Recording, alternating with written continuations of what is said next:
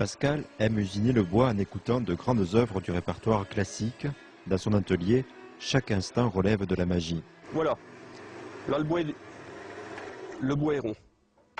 Et c'est là, à ce moment-là, qu'on aperçoit les premiers veinages sympathiques. Voilà, c'est un beau morceau de racine de lilas avec une magnifique veine violette et qui va sortir en plusieurs couleurs, violet, brun clair, blanc. Les bois rares et précieux sont livrés par un négociant de la Haute-Marne. Les autres sont issus de balades ou apportés par ses amis. Son atelier regorge de 92 essences issues du monde entier. Le bois, c'est un poème. Des noms, rien que par leurs noms, par leurs odeurs. Le cocobolo, qui est un palissandre qui pousse sur la côte pacifique de Costa Rica, et un petit peu au Mexique aussi. La mourette.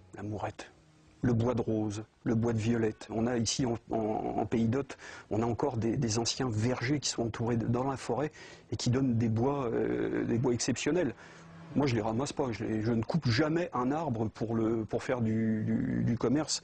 Et je veux dire, quand on m'amène une racine de lilas ou quand on me donne du pommier, c'est du bois qui a été coupé, qui devait être coupé. De quel droit je tuerai un arbre pour faire quelque chose dedans? C'est inconcevable. C'est pas du tout dans ma manière de vivre, ça. La manière de vivre de Pascal a changé voilà près de 5 ans. Cet ancien chauffeur routier a frôlé la mort lors d'un accident.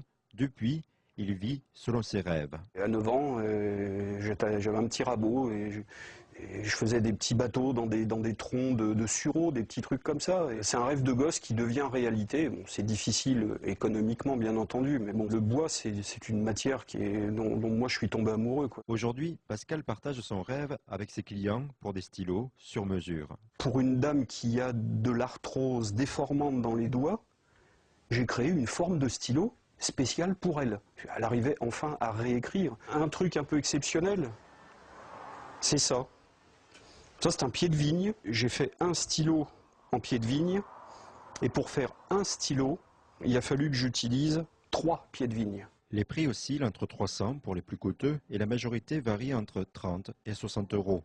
1 heure à 5 heures de travail sont nécessaires à chaque fois.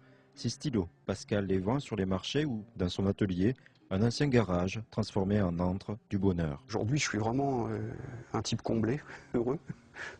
Il y en a encore. J'en fais partie.